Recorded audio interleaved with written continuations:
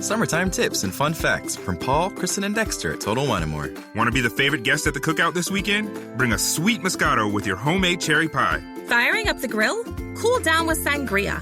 White or red? We've got recipes for both. Wine is made in virtually every country in the world, and I'm ready to give you a tour to find the right one. Whether you're hosting or just bringing the wine, Total Wine & More has you covered with 8,000 wines, 3,000 spirits, and 2,500 beers at always low prices.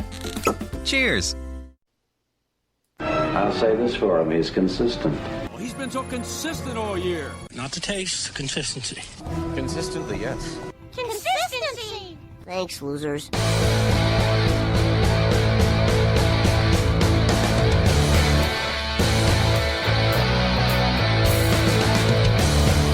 All right, fans, thanks again for being here. Welcome to the Fantasy Football Consistency Show. We're at July 1st. Man, summer is half over almost here. 4th of July weekend coming with that screwed up July 5th in there. Some people have off. That was not me. I thought about taking it, but I was off for a couple weeks for other medical reasons, so I'm just going to go to work. I probably won't work real hard.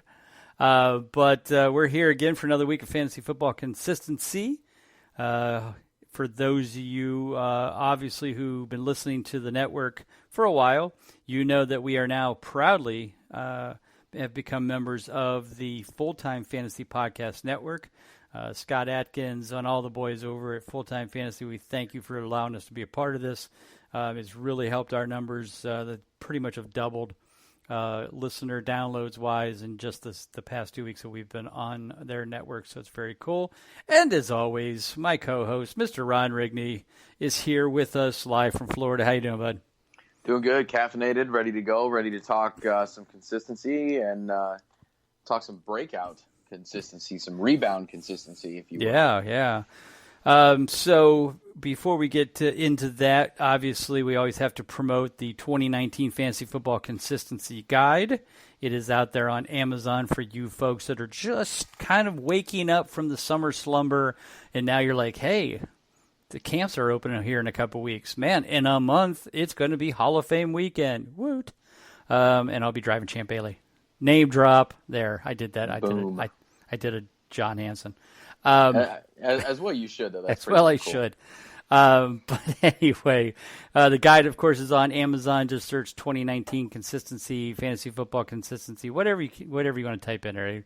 You can type in 2019 CONSI, and you'll still find it. That's that cool.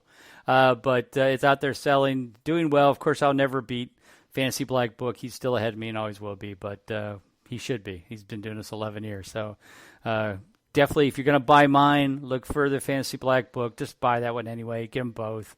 It's a heck of a deal. You'll have the two best books selling out there right now, so do that as soon as you can. And, of course, then when you get the guide, you're going to get it, and at the bottom of the pages, you're going to see there's an upgrade to the VIP status at BigGuyFantasySports.com for only $10. That's right. You get everything on the site, the consistency report. You can plug in your own scoring method.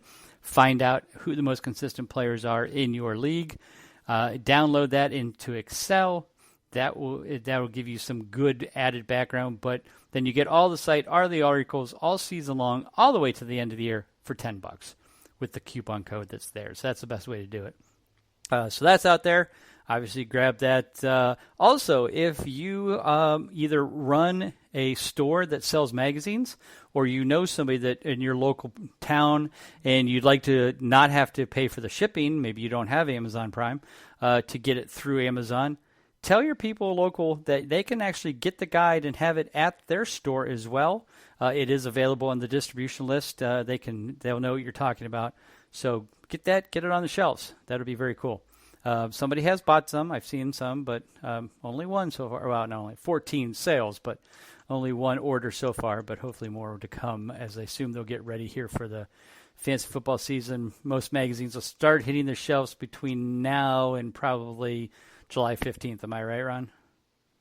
I would think so. Yeah, it's got to be getting to that point where people are starting to do draft prep, and your fantasy baseball championship hopes are kind of crumbling. So it's got to be getting to that point. God, mine are. Yeah.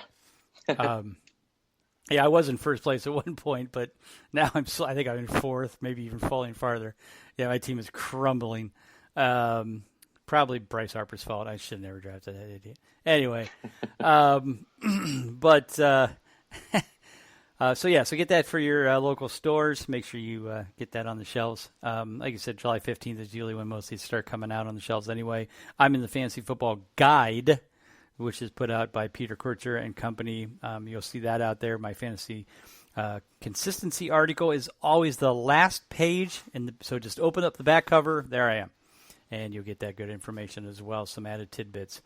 Also coming up, the Midwest Fantasy Football Expo, Canton, Ohio, Sunday, August 18th from noon to 6. If you live anywhere within 4 or 5 hours of Canton, Ohio, and we found out that basically that's about 60% of the population. I think it's Columbus, actually. I read this the other day. So Columbus within, I think it's 600 miles. I think it's 600 miles of Columbus is 60% of all population in America. Isn't that amazing? That's crazy. So, yeah. So anyway, so that means Canton's got to be pretty close to 55%. Maybe even better. Who knows? Maybe if you bring in Toronto and them, that's even better. But anyway, so we're very centrally located. Come into town. Come in on Saturday. Visit the Pro Football Hall of Fame. Come down on Sunday. Then, stay overnight. Enjoy the area. Maybe even go to the Rock Hall on Saturday as well. And then come and check out the expo on Sunday. King's Classic will be at the Hall of Fame on Saturday the 17th, so hopefully that'll be open up to the public as well. So lots going on, lots of cool stuff. MidwestFFExpo.com. Get your tickets. Use the code BIGGUY, BIGGUY, and that will save you $5 off of your ticket price. So, Ron, we're really excited about that week, and I know you'll be coming up. Colby will be here. It's going to be quite the fantasy weekend. Yeah, it's gonna be a good time. And then, kind of like you highlighted, the thing I really thought about was all the other stuff there is to do. When you get your fantasy football fix, you get your Hall of Fame fix, and you come to the expo. There's the Rock Hall. Mm-hmm. The Indians could possibly have home games that weekend. Right. I know when I looked last year, if I'd had a little bit more time, I was kind of scouting out the minor league ballparks around the area. There's right, Akron is 30 minutes away. Yeah, there's a few within driving distance. So minor league baseball is always cool. Always cool to see the stadiums. But yeah, man, make a weekend out of it for sure. Right. I think this year the Browns are playing on the road on Saturday, and I think they're in Indianapolis, if I'm not mistaken, because that was the rumor. So anyway, definitely check out the expo, MidwestFFExpo.com. All right, so as we as Ron had alluded to earlier, we're going to take a look at how we can use consistency to identify breakout players or rebound players. Breakout's kind of the guy that's never really been consistent and just, boom, jumps out at you. And there's certainly identifiers for that, for sure. Some are just guys that had a poor last year. Maybe they were consistent a couple years ago and then kind of dropped off and now have the potential to come back and rebound. And Ron, I'll let you start. Give us a guy that hasn't broken out yet or had a poor year maybe last year, the last couple of years, and maybe you feel that there's something that's out there that's kind of showing us that there's potential for this guy to be that breakout player consistency-wise. Well, I'm going to go with the rebound guy first and foremost. And this is a guy that was one of the bigger head scratchers for me last year, coming off a season in 2017 where he was a top guy for us. He was our third most consistent quarterback coming out of 2017, and that was Matthew Stafford. Right. And Matthew Stafford's a guy that, while I don't think he's going to be somebody you're going to target high up, I don't think he's going to be somebody you're going to target early rounds, obviously. I think right now he's going fairly late. Could be a bargain as far as 2 QB leagues, I think, but and he also could be a bargain if you want to use him in the con-streaming concept as well. But I think it's a case of, we've seen in the last couple of weeks, came out with the back injury as well. I mean, he had fractures in his back. Imagine throwing an NFL football in an NFL game at that speed with that type of injury and playing through it. So that talks about his toughness. I think it's something we kind of know already about him as well.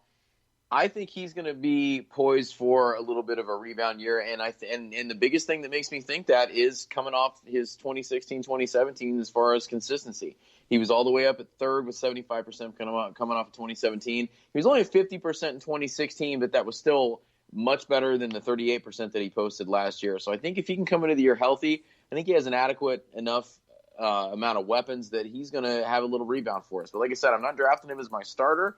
Bench guy that could maybe formulate into a starter later on, but 2 QB leagues, I think he could really provide you some consistency and some value. Yeah, definitely. And speaking of 2 quarterback leagues, you and I will both be drafting in the Scott Fish Bowl starting next Monday, which is a 2 quarterback league, and I can see some definite value there for him. As like you said, even if he gets back to the 60-70% consistency and can get back in the top 10 in total points, I mean, you're drafting him in a regular draft, it's probably round 15, 16 as your backup. Probably, I haven't seen the ADPs for, at least not that high or not that far down for somebody like Stafford. But like I said, even if you get him as your 3rd quarterback way late, after maybe you get your 2 studs early to lock in, your 2 top quarterbacks for the 2 QB league in the Scott Fish Bowl and grab Stafford as your solid backup, in rounds, let's say 12, 13, still hell of a value there in that kind of scenario for sure. Well, and the way he's sitting right now, he's sitting as the 23rd quarterback off the board at round 14 on the average. So even bigger value than what we thought. He's going behind Mitch Trubisky, Lamar Jackson, Kirk Cousins, Josh Allen. So he's going behind some guys there that I think he could definitely outperform as far as consistency. Right. Or would you looking at the ADP on Fantasy Football Calculator? Yeah. Were you doing 2 quarterbacks? I did not, but we're going to switch it now. Yeah, that's what I was doing right now because there is a 2 quarterback ADP. And let's see where he falls. He falls 9th round, quarterback 25. So after Sam Darnold, but before Foles, Dalton, Mariota. So, yeah, I mean, I still think that's really good value. If you want to grab him as your 3rd guy down the road as well. So while we have that open, one of the guys is sitting out there in round 7, which is a couple rounds ahead of Stafford. But this is kind of my breakout guy, and this is Josh Allen. Now, Josh Allen last year, when you look at the total number, you see, 22nd in total points. He missed 4 games, only 50% consistent, which ranked him 17th. Not bad, not great.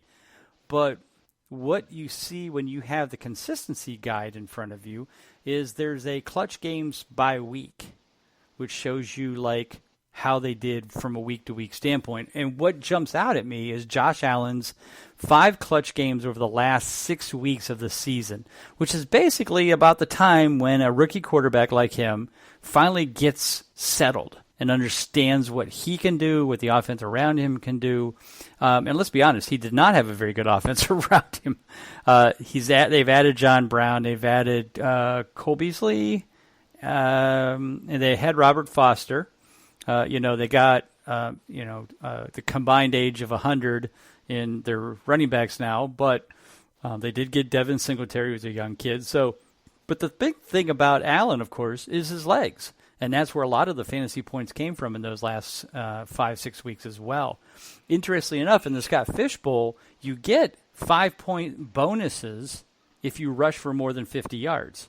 So Allen actually got 6 of those last year, so he would have earned 30 bonus points. But the thing is that what he didn't get was any 300-yard passing games, which is also a bonus of 5 points. So, he kind of leans toward that one-dimensional. But again, more weapons, better, more refined. Another year under his belt. I still think again he's a pretty decent guy to grab in that late rounds in a 2 QB, or again as a solid backup that maybe starts breaking out and can put up 60-70% consistency because of his legs and maybe his arm improves. And Buffalo actually shows signs of an offense. What are your thoughts on Josh Allen? Well, I think it's the biggest thing that I took away from kind of looking into him was kind of like you mentioned, just the supporting cast. And he had a couple of those guys last year, but I would definitely think between the weapons that he had last year and the ones he had this year, which I kind of use that term very loosely as weapons because I don't know if I refer to a lot of these guys on that roster as that.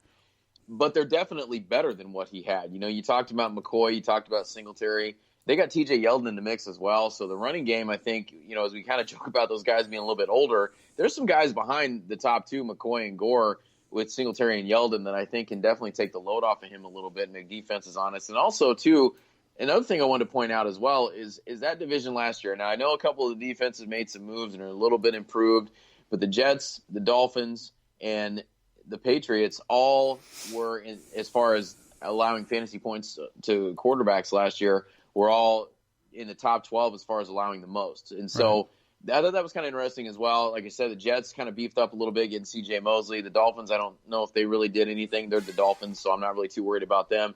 Patriots were as good as they were, obviously winning all the things that they won. They still were pretty terrible against the pass last year. And so I think that will bode pretty well for him as well, having another offseason under his belt, heading in, being able to watch more film, kind of building that rapport with these guys on offense. Gotcha. All right, who do you got next on your list? As I'm looking down here, there's a couple of guys that I kind of talked myself into, and it's not necessarily that I love them as players. I'm kind of thinking about what we're talking about here as far as breakout guys, and I think this guy's capable of it, but I don't think he's capable of doing a whole lot beyond kind of being on that right at that consistency level. And I think he's going to do a little bit more than people think. However, I wouldn't go crazy. And that's Lamar Jackson. Mm-hmm. And you kind of talked about Josh Allen with the legs. I think Lamar Jackson is going to be a weapon with the legs as well. Yet again, unlike, and if this is possible, his cast of receivers is even worse than Buffalo. Right. And so that definitely gives me a little bit of pause, a little bit of concern as I'm looking up the depth chart here, because I don't know if I can even name one of Baltimore's starting receivers right now. Let's see here. He's got guys like Chris Moore, Miles Boykin, Marquise Brown, Willie Snead. So he's got a few weapons there. He's got a couple of solid tight ends, but he's going to do a lot of it with his legs, and I think he can get to that point. He only had 3 clutch games last year, so to be expected as a rushing kind of QB, as a rookie. We didn't expect a lot out of him last year, but I think he can make that push to get to where he's going to be a consistent option. Yet again, not going to be a guy that I'm going to target as my starter. 2 QB leagues, and then you brought up a great point as far as the scoring system as well. You mentioned Scott Fishbowl. That rushing attack, that rushing dimension that he gives with his legs, that's going to be even more valuable in that type of league. So I think he's a guy that with his legs he can get you to that consistent production. But I don't think is he going to be a 300-yard passer. I don't think so. Right, I totally agree with that as well. And again, the interesting thing is they're going to need some offense. I mean, I realize that their defense isn't bad.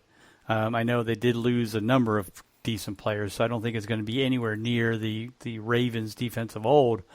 But the Browns offense is much better. The Steelers offense is always good, and let's be honest, the Bengals offense is going to be better. Dalton's healthy again, AJ Green's healthy again. They did add some offensive line people, even though they lost one of them. Mixon, is going to be running the ball. He catches balls out of the backfield. So, I have to believe that, the Ravens are not going to be in, these 13-10 games. They're going to have to score some points. Whether the running the ball can do that and they can control the ground, maybe. But if teams just stack the line and pretty much just focus on stopping the run, which is basically what they're going to try and do, it'll be interesting to see if Lamar Jackson can make them pay with a few downfield shots to keep them honest. I don't know. We'll have to wait and see if that's a thing or not. But certainly he's got the legs. He certainly could be a Michael Vick type, but I don't think that's what they want to do with him either, because just like Michael Vick and anybody else who runs the ball, you run the ball too much, you get hurt.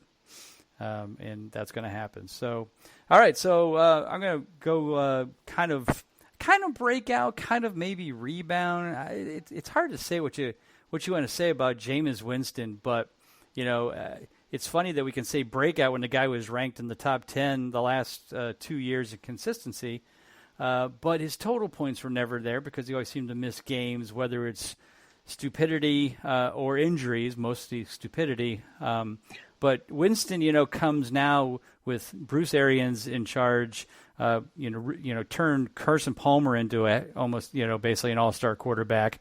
In Arizona, with a decent amount of weapons around him outside of Fitz, but there's a hell of a lot of offense here with Mike Evans and Godwin and O.J. Howard, Cameron Brate. Peyton Barber's a decent guy out of the backfield, but I could see Winston reaching up into that 70%. He was 69% just a couple years ago. So I can see him getting 70, 75. I mean, if he just adds a couple more clutch games, stays healthy, follows the system, doesn't do anything stupid, I really feel like this is a breakout year for him. And the nice thing is that, his ADP right now in just regular one quarterback leagues is the 10th round. And going, we talked about the con streaming as well. He's definitely a perfect con streaming kind of guy because you can get him in the same rounds as Roethlisberger, Rivers, Goff is a round ahead. So there's definitely, I think, a lot of potential for him to, whether you call it breakout, rebound, whatever the case may be. But, I think he's in the right place at the right time with the right, team around him and coaching staff around him. I can see him, really taking that next step. I'm looking forward to maybe getting him as one of my, maybe my second quarterback. I'm looking at different strategies for the Scott Fish Bowl. One of them I've seen is take the quarterbacks early, and load up. The other ones are not taking any until like the fifth round, but they go fast. So, the fifth round in a 2-quarterback league is the 10th round in a regular league. Let's see if I switch back to 2 QB ADP. Let's see where that puts him at there. So he's sitting at round 5. Yeah, so that's what I was kind of figuring. So Roth, basically move everybody up about 4 or 5 rounds, and that's what happens in a 2-quarterback league. You never know in the Scott Fish Bowl. It's funny because we've had chats on our chat room. There's a chat room, all the guys that are picking 7th. Which is kind of fun. And all of them are like, what to do. And I said, the nice thing about being 7th is that you kind of control it because you're in the middle. You can't lose out on a run. You can't. You can start a run, but if you pick and it comes to you and everybody goes nuts on quarterbacks in the first 3, 4, 5, 6, 7 picks, hell, Zeke could fall to you. I mean, it could happen. It's dumb, but it could happen because somebody goes – because it's big points for tight ends, big points for quarterbacks. So, if it goes Mahomes, Kelsey, maybe somebody throws an Aaron Rodgers in there and then goes Barkley, CMC, Kamara, and Zeke could fall to you. I mean, how do you not pick Zeke? And now all of a sudden you're adjusting to, okay, I'm going to get my quarterbacks in rounds 4 and 5 and get Goff and – and Roethlisberger or Goff and Winston or, something like that, or Garoppolo or, whatever.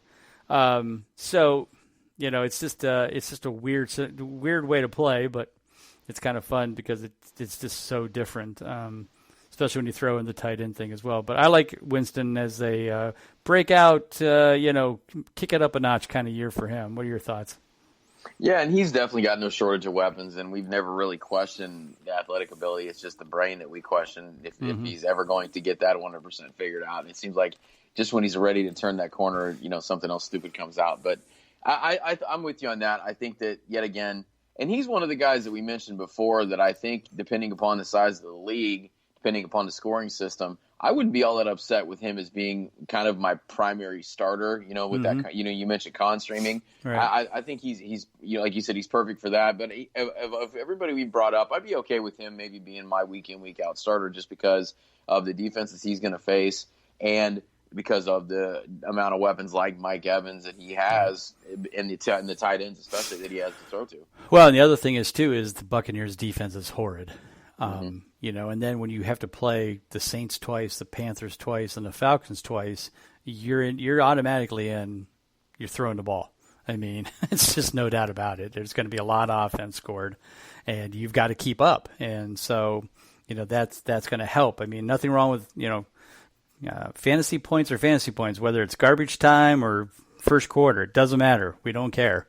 We don't judge. just get his points. So I think Winston's going to get a lot of those kind of points. Now, the one bad thing about Scott Fishbowl, and I don't know if you know this, do you know how many minus points you get for interceptions? I do not.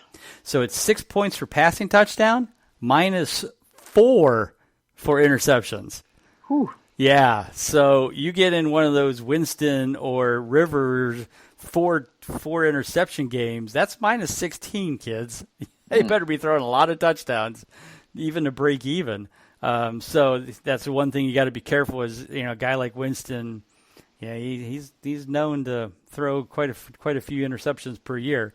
He could throw 30 touchdowns, but he could throw 20 interceptions, and that's not a good net. That's for sure. But anyway, so Winston, yeah. So back to you. What's next on your list? And yet again, and a lot of these guys I had to wrestle with that. I was kind of on the fence about him, and yet another guy. But I think that a couple things kind of maybe turn the corner on him a little bit. And yet again, he's another guy that I think I would like to do. If I was going to con stream, I might look at this Dak Prescott. And Dak Prescott, yet again, I wouldn't go with him as my week in, week out starter. But when we look at his consistency history, when we look at him as a rookie, he was our fourth ranked or tied for fourth in 2016 coming out of that season with consistency. He was tied for 11 in 2017. And what the funny part about that is he actually had his most total fantasy points of those 3 seasons last year with 340, but he was still down at 16. I think he can make a jump. 50% consistency, not terrible, but you want your quarterback to be one of your more consistent positions. I think he can make the jump a little bit as far as up above that 50% mark. Yet again, looking at the cast of characters here he has to throw to, not bad. When you look at what they have on there, they bring in Amari Cooper. We talked about that a lot last year, and they kind of seem to be on the same page. Do I fully trust both of them yet? Not quite, but it'll be nice for them to have that offseason and have that training camp to kind of build that rapport. But they've still got, and Allen Hurns kind of becomes the 2 or the 3, depending on what Michael Gallup does. Well, and they got Randall Cobb, too. Well, that's what I was getting to, but depending on what Randall Cobb does as well. Right. So he's a guy there as well that's not a wide receiver 1. We saw him in Jacksonville and Allen Robinson kind of switching off with that, and he was more of kind of a complimentary guy where he posted some stats. I don't know if Jason Witten's really going to contribute a whole lot to the fold other than maybe a red zone threat. But I do like what he has as far as the cabinet of weapons that he has. And so I think that that's going to allow him to maybe get above that 50%, maybe kind of push 60, 65, and be much more consistent than he was last year. Yeah, definitely. It's a tough one because I have a lot of people in the chat room are looking at one, like you said, at the 7th pick and Scott Fishbowl, and because of the fact that Dak can get some points with his legs, they kind of like him in this format. I feel like as long as Zeke is there, he's not running the ball that much. But again, like I said, they're going to have to be competitive in that league with the Eagles. They got to keep up with that. So I think you're right. I think Dak has potential there. It's just a question of, will he be able to break loose and throw the ball a little bit more, but if they're running the ball well with Zeke, we'll see. But then I heard, I saw Zeke had to meet today with Goodell about his little push and shove scenario that was basically a flop by the guard anyway. But so yeah, we'll see. It's just funny that all of a sudden we're meeting with, him and people are like, oh yeah, he's going to get suspended. I'm like, gosh, they haven't done anything with Hill yet. And yet, all of a sudden we're going to use Zeke as a example here. It just seems sad, but whatever. Anyway, so let's move on. So one of the guys on my list, this guy keeps waiting to break out, he's in the right position. They keep giving him weapons. His problem is he can't stay healthy, and that is one Jimmy Garoppolo. He hasn't played more than 6 games in 3 years. 2 years ago, he was 67% consistent after his first 6 games, but then got hurt. Last year, he wasn't as good when he started off, only 1 for 3, but then got hurt again. Interestingly enough, still George Kittle led the league in, receiving yards for tight ends. They had Dante Pettis, who looked pretty good. They've added a couple rookies there as well. I really have to believe that this has got to be the year, right? I mean, at some point, Jimmy Grapes has to break out. And this should be the year. Marquise Goodwin's there, the fastest guy in football that he won. What are your thoughts on Jimmy? And, I've definitely not taken him as my starter without question. But, right now I think I have him on the tier draft list as my 12th quarterback. So I have no problem taking him ahead of Drew Brees, Jared Goff, Tom Brady, Phillip Rivers, Kirk Cousins. I mean, some people say that's pretty sacrilegious to, be putting him up there when he really hasn't proved a ton. But he certainly has proved enough for me when he's been on the field. The offense has been good around him. Remember, he did the 67% without Kyle Shanahan. They've got Tevin Coleman there, Jarrett McKinnon, Matt Breida. I mean, I think there's enough, Kittle, of course. I think there's enough weapons. And I kind of also look at him as somebody like Winston, where San Francisco's defense is not going to be very good. They're going to be playing from behind. They're playing Seattle twice, the Rams twice. Who else is that division? Seahawks, Rams. Arizona. So, a lot of scoring going on there that I think they're going to have to keep up with, and because of that, I'm all in on Jimmy Grapes as a late starter. Like I said, I'd probably rather get him as my backup, and his ADP definitely screams backup. It's not like you have to reach to get him. I mean, he's 12th round in a standard one quarterback league. So, again, Scott Fishbowl is another place that, if I can get him in the 7th round as my second quarterback, maybe my third quarterback, might be really good value there. Yeah, and I don't totally hate the weapons around him. That's one of the biggest problems with a lot of these guys is just the cast of characters around them. But I think the wide receivers are good enough. Like you said, Dante Pettis came on a little bit. Kendrick Bourne's a guy as well that I think could maybe make a little bit of a move this year at wide receiver. You kind of made the argument that I wanted to make, just as far as that defense being as bad as it is, and I think that you made a good point as far as we as fantasy people have to separate our fandom. If your team's playing and they're just getting absolutely smoked, we look at the other side of that and we're like, okay, well, we're going to get some garbage time production here, and so that's kind of what we're looking for. And it's not like he's got a lot of competition at the spot. I mean, he's the guy. We saw him play well when he was in New England. We saw him play well, in flashes in San Francisco. It's just like you said, he's got to stay healthy. And so that's, I think, the biggest thing. The running game is there. However, I don't look for all those running backs to be on the roster week one. I think there's going to be some moves made there, whether it's cuts or trades or whatever it may be. Right. But I think George Kittle is one of those guys that's kind of emerging as at a position that we've talked about. We talked about it before. There's 3 guys there. He's one of those 3 guys at that position that everybody wants in our fantasy team, and that every NFL player would love to, or quarterback would love to have to be able to throw to. So I think that's enough for him to be able to be that consistent, because he does have that weapon in George Kittle. Right. Totally agree. All right. Who do you got next on your list? Let's see here. I had him and then I lost him. Where'd he go? Josh Rosen. No, just kidding. Actually, I looked at him, but I was like, I looked at him like, yeah. I looked twice and I was like, no. Guy that I think could be a consistent player for us, and we've seen, yet again, Super Bowl guy, Super Bowl MVP, came out of nowhere, new scenery. Nick Foles is a guy that I think that we look at as far as being. That's true. Great choice. I think he's going to kind of be the textbook example of consistent. I don't think he's going to be 300 yards across the board every week. I don't think he's going to be, in our top 5. I mean, he could surprise us.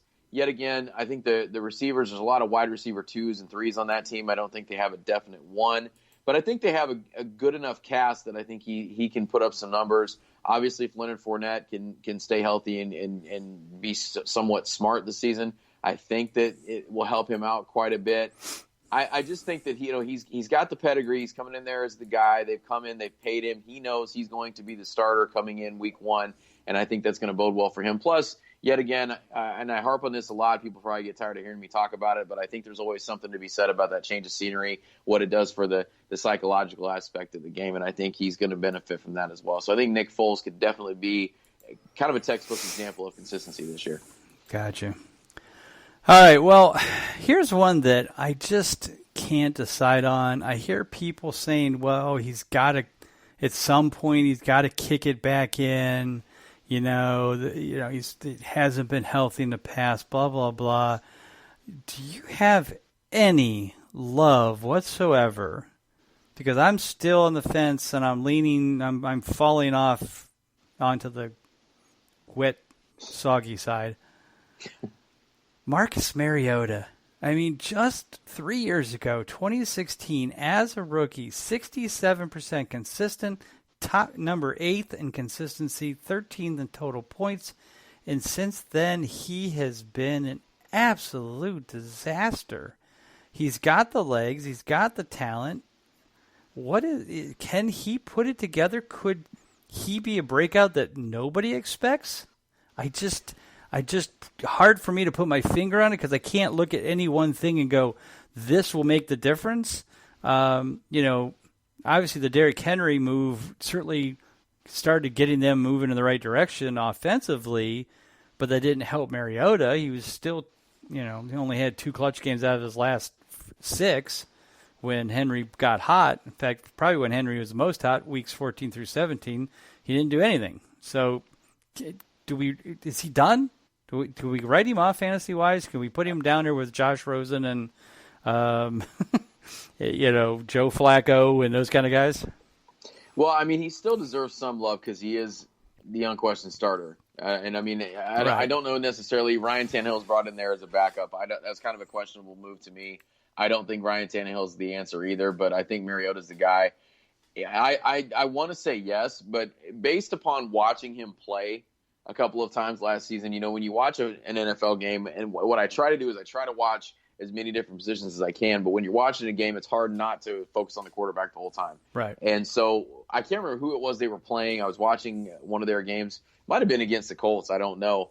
But I got so bored watching Marcus Mariota as an NFL player. Just the fact that he just wasn't making the throws. He just wasn't accurate. He just wasn't all that quick on his feet. I know that was one of the things coming out of college that, he was able to extend plays and do a little bit with his legs. And it's not happened. And I don't, we keep waiting for this Corey Davis breakout. It hasn't happened. And beyond Corey Davis, there's not one other target that I would even want on my team. I might, in a deep league, maybe look at Adam Humphries, but it would have to or be Delaney Walker, tight end's always a good possibility. Yeah, he loves Delaney Walker, but that's only 5 yards down the field half the time. So right, if it's PPR, definitely. But no, I'm not. I mean, he could be maybe your quarterback 3 in a 2 QB league, but I'm really not. I really hope I don't have to rely on him in any way, shape, or form heading into the season. So to answer your question, no, I don't think that he's going to be a guy that I would put on this list.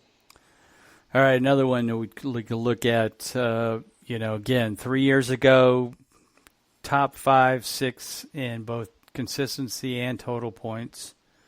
Down a little bit in 2017. But then he leaves the Redskins and goes to this super powerhouse team called the Minnesota Vikings. He's got Stephon Diggs. He's got Adam Thielen, Kyle Rudolph.